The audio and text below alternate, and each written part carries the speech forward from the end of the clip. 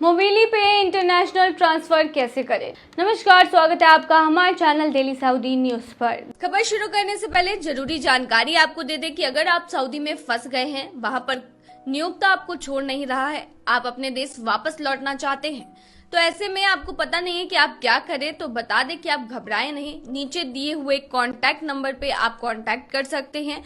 वहां से आपको जो जरूरी हेल्प है वो मिल जाएगी। कानूनी प्रक्रियाओं के तहत सारी कार्रवाई करके आपको महज 3 से 4 दिन के अंदर खरूज लगाकर वापस अपने देश सही सलामत पहुंचा दिया जाएगा। तो दिए गए नंबर पर आप संपर्क कर सकते हैं। देखिए, मोबिली ने मोबिली पे पेश किया है, जो सऊदी अरब से स्थानीय वॉलेट टू वॉलेट और इंटरनेशनल बैंक ट्रांसफर करने के लिए सबसे अच्छा विनिमय दर पर एक डिजिटल समाधान है। इन दिनों आप मोबिली पे से अपने पहले अंतर्राष्ट्रीय ट्रांसफर पर 3% कैशबैक भी ले सकते हैं, जिसमें आपको 20,000 सऊदी रियाल ट्रांसफर करने पर 600 रियाल का कैशबैक भी मिलता है।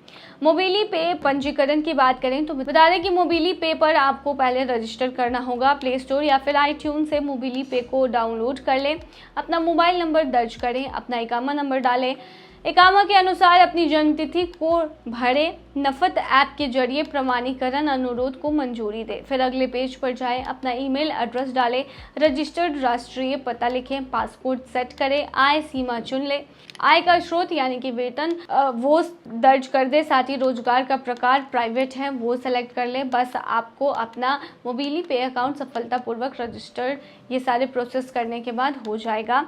मोबिली पे अकाउंट में पैसे कैसे जोड़े तो बता दें, डेबिट या क्रेडिट कार्ड के जरिए मोबिली पे अकाउंट से पैसे जोड़ सकते हैं। इसके लिए आपको पैसे जोड़े बटन पर क्लिक करना होगा, डेबिट या क्रेडिट कार्ड का ऑप्शन चुनना होगा, बैंक कार्ड डिटेल आपको दर्ज करने होंगे, पैसे की राशि दर्ज करनी होगी, कार्ड के पीछे लिखा CVV लिखें, कार्ड को सेव करें। बस आपने डेबिट या क्रेडिट कार्ड का इस्तेमाल करके मोबिली पे अकाउंट से पैसे को जोड़ लिया है, ये सारा प्रोसेस करके। अब मोबिली पे इंटरनेशनल ट्रांसफ़र कैसे होगा तो बता दें, मोबिली पे अकाउंट के जरिए इंटरनेशनल बैंक ट्रांसफ़र करने के लिए आपको एक लाभार्थी को इसमें जोड़ना होगा। इंटरनेशनल ट्रांसफ़र बटन पर क्लिक करें, डेस्टिनेशन देश चुन ले, डिलीवरी विकल्प बैंक या बैंक को भेजे चूज़ कर ले, लाभार्थी का डिटेल डाल दे। उसके बाद लाभार्थी को सक्रिय करने के लिए आपको 8001000800 से कॉल आएगा। सक्रिय करने के लिए 1 दबाएं। एक बार जब इंटरनेशनल लाभार्थी मोबिली पे अकाउंट से जुड़ जाता है तो आप ट्रांसफ़र कर सकते हैं। इंटरनेशनल ट्रांसफ़र बटन पर आपको क्लिक करना होगा और लाभार्थी चुनना होगा। ट्रांसफ़र की जाने वाली राशि दर्ज करनी होगी। ट्रांसफ़र के लिए उद्देश्य चुनें। मोबिली पे इंटरनेशनल ट्रांसफ़र शुल्क की अगर बात करें तो बता दें, ये बिल्कुल फ्री है। बेहतर बात यही है। मोबिली इंटरनेशनल ट्रांसफ़र की लिमिट 20,000 सऊदी रियाल है। मोबिली पे आपके पहले इंटरनेशनल ट्रांसफ़र पर 10 सऊदी रियाल का कैशबैक भी आपको देगी और ये काफ़ी ज़्यादा काम की ऐप है, आप इसे डाउनलोड कर सकते हैं।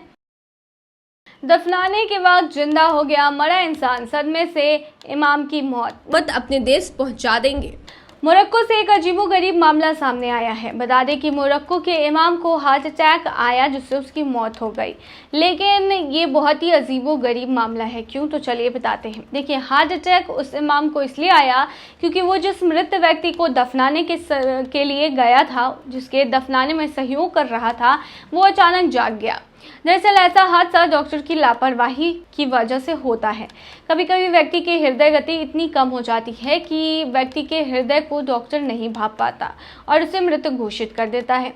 घटना के बारे में बताया गया कि अंतिम संस्कार के दौरान एक व्यक्ति गांव की मस्जिद में शुक्रवार की नमाज अदा करते समय बेहोश होकर जमीन पर गिर गया, जिसके कारण उसे अस्पताल ले जाया गया। जिसके बाद बेहोश व्यक्ति को अस्पताल में भर्ती कराया गया, जहां उसे मृत घोषित कर दिया गया और उसके नाम का आधिकारिक मृत्यु प्रमाण पत्र भी जारी कर दिया गया।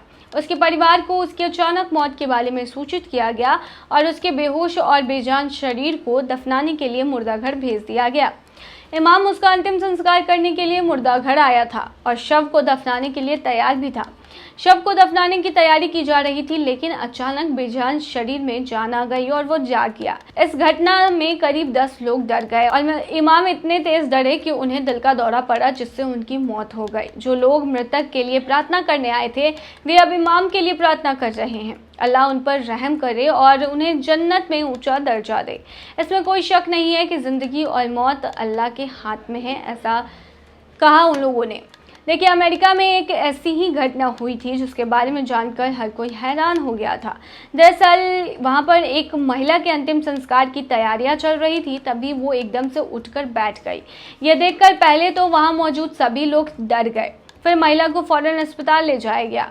डॉक्टर ने एक बार किसी को डेड क्लियर कर दिया जब, तो समझिए कि उसका वापस लौटना ना के ही बराबर है। लेकिन 34 वर्षीय बुजुर्ग महिला के मामले में ठीक उलट हो गया था। ऐन वक्त पर महिला जिंदा हो गई थी और फिर बोली महिला कि ये क्या हो रहा है। महिला को जिंदा देखकर वहां मौजूद सभी लोग बुरी तरह डर गए। हालांकि बाद में हिम्मत करके उसे अस्पताल ले जाया गया। फिर भारत से बाहर जाएगा आईपीएल, जानिए कब कहां लगेगी खिलाड़ियों की नीलामी। इंडियन प्रीमियर लीग 2025 और इसके लिए होने वाले मेगा ऑक्शन को लेकर बड़ा अपडेट सामने आया है। इस बार फिर से देश के बाहर यह मेगा ऑक्शन होने की पूरी संभावना है, जिसकी तैयारी भी भारतीय क्रिकेट कंट्रोल बोर्ड ने कर ली है। क्रिकबज़ के मुताबिक अगले सीजन को लेकर मेगा ऑक्शन नवंबर के आखिर में या फिर दिसंबर के शुरुआती हफ्तों में हो सकता है।